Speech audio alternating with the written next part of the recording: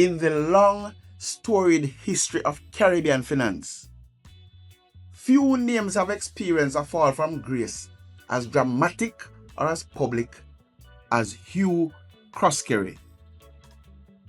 For nearly 40 years, the name Croskery was not just a name, it was a brand, an institution, and a symbol of the Jamaican old guard of investment.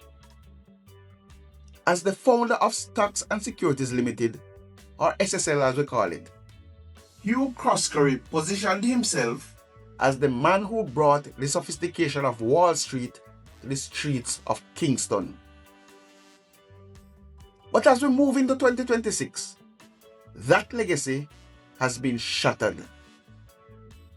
The man who once gave speeches to high schoolers about the celebration of excellence now stands at the center of a multi-billion-dollar criminal indictment. Today, we are conducting a deep dive investigative report into the life, the rise, and the ultimate legal reckoning of Hugh Croskery. We are looking at the private financial pressures he hid for a decade, the systematic rot within his firm, and the coordinated pre-dawn raids that finally brought the inner circle of SSL to justice in December 2025. If you want more videos like this, please hit that like and subscribe to the channel now. It will really help our community grow. Plus, you will receive notification when we release more content like this in the future. To understand the man, we have to go back to the beginning. Hugh Croskery often told a rags to riches story. He was the son of a farmer and an educator, starting his working life as a humble gas pump attendant at his family's station. His journey took him to Canada, where he worked on a Pepsi Cola assembly line before rising to become a foreman. It was during those years in the North that he discovered his passion for finance, attending night classes at Ryerson University while climbing the ranks at the Bank of Nova Scotia. By the time he returned to Jamaica, he was a seasoned banker with a vision. Hugh Croskery had a close, long-term professional association with Paul Chen Young, the founder of the failed Eagle Financial Network, which included Eagle Merchant Bank and Crown Eagle Life, in the 1990s. During the era of the Eagle Financial Empire, he was described as a key, trusted go-to person and deal maker for Paul Chen Young. Following the collapse of the Eagle Group and the government takeover of its entities in the 1990s, the courts in Jamaica and Florida barred both Paul Chen Young and Hugh Croskery from disposing of assets in 2007 based on applications from Eagle Merchant Bank and Crown Eagle Life. In 2007, a court ordered Croskery to disclose assets he held on behalf of Chen Young. Now, here is something most persons did not know. In 2006, Croskery launched Paul Chen Young and Company Limited as Stocks and Securities Limited, rebranding the firm 5 years after an ownership change to give it a fresh start. Ladies and gentlemen, this is exactly how SSL started. He established Stocks and Securities Limited in the mid-2000s, and for a long time, he was seen as a visionary. In 2013, he stood proudly as his firm acted as the lead broker for the historic listing of the Jamaica Stock Exchange itself. He was the kingmaker of the JSE, a man who moved millions with a phone call. However, investigative reporting has now uncovered that while Hugh Croskery was publicly preaching strength and leadership, his private world was already beginning to fracture. In 2014, get this, nearly a decade before the public collapse of SSL, Croskery was reportedly involved in a severe personal financial crisis. Documents from the Supreme Court reveal a bitter dispute involving a $1 million loan from his former business partner, George Chai.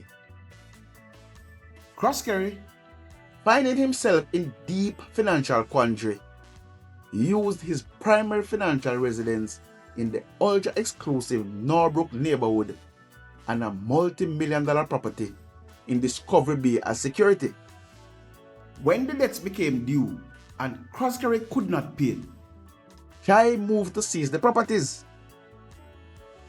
More recently, George Chai filed a massive $4.2 billion lawsuit against Hugh Croskery, Mark Croskery, and Jean Panton.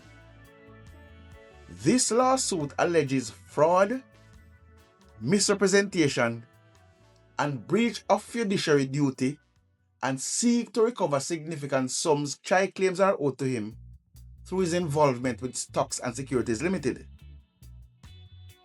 George Chai was a major shareholder in SSL and was at one point identified as the company's largest beneficial owner. The legal friction between the two former partners have played out publicly alongside the broader investigation into the SSL financial scandal. This reveals a critical piece of the puzzle. The founder of Jamaica's premier boutique brokerage was struggling with his own personal solvency years before the first dollar was reported missing from his clients' accounts. This private pressure likely set the stage for the entrenched culture of mismanagement that investigators now say defined the SSL for over 15 years. When the storm finally broke in January 2023, it was not just a minor oversight, it was a catastrophe. Over $30 million had vanished from more than 200 client accounts. The most high-profile victim, of course, was track legend Usain Bolt, whose holding company, Wellgen, saw its balance plummeted from $12 million to just a few $1,000s. While the public focus was initially on a single wealth advisor, Jean Panton, the deeper investigation by the Financial Investigations Division and the FBI began to paint a much darker picture of the corporate leadership. Panton would later allege that the elders of the firm had been aware of quote-unquote liquidity issues for years, using new client funds to pay out old ones, the classic hallmark of a Ponzi-style operation. The mystery of Hugh Croskery deepened between 2023 and 2024. For a time, it appeared he might escape the legal net entirely. In April 2023, his legal team, led by Peter Champagne, successfully argued for the lifting of an injunction against him, claiming he was no longer a director and had no knowledge of improper conduct.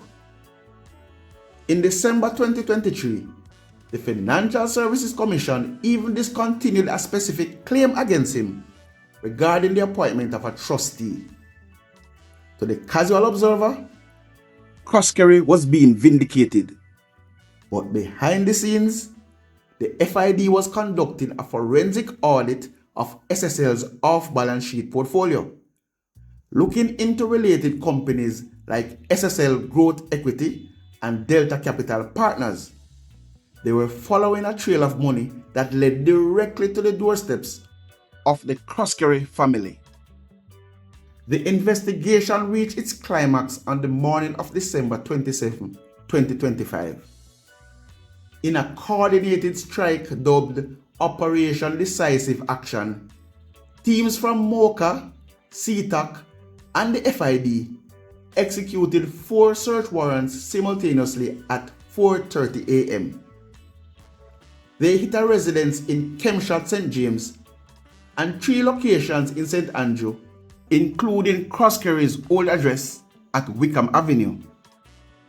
Hugh Croskery was taken into custody alongside his daughter, Sarah Meany, while former CEO Zachary Hardy reported to the police shortly after.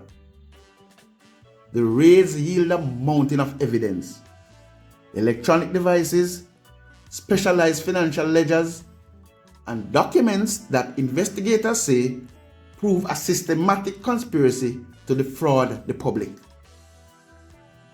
The charges now facing Hugh Croskery are among the most serious ever levied against a financial figure in Caribbean history. He is charged with multiple counts of fraudulently inducing persons to invest money under the Larceny Act, a charge that carries a heavy prison sentence. Furthermore, he faces charges for carrying on a securities business without a dealer's license and failing to register a company in accordance with the Companies Act. Perhaps most damagingly, he is accused of major breaches of the Banking Services Act, suggesting that SSL was operating as a shadow bank, moving money in ways that they were never authorized by the regulators. Investigators allege that under Croskery's leadership, the firm intentionally bypassed compliance checks to facilitate the movement of clients' funds into related party entities. As we stand here in early 2026, the case of Hugh Croskery has become a litmus test for the Jamaican justice system. For the hundreds of retirees who saw their life savings evaporated, and for a global icon like Usain Bolt, this is not just a regulatory matter. It is a fight for the soul of the island's economy. The upcoming court appearance on January 26 is expected to be a media circus, but the real work will happen in the forensic analysis of the records seized in those December raids. Was Hugh Croskery the mastermind of a 20-year fraud? Or was he a man who simply let a small lie grow into a multi-billion-dollar monster? The man behind the SSL saga is finally being forced to answer that question, not in a press release, but under the scrutiny of a criminal court. This is a story of power, family, and the ultimate price of a shattered reputation. Thanks for watching, and click the link on screen now to watch another Jamaican financial content. Catch you in the next video.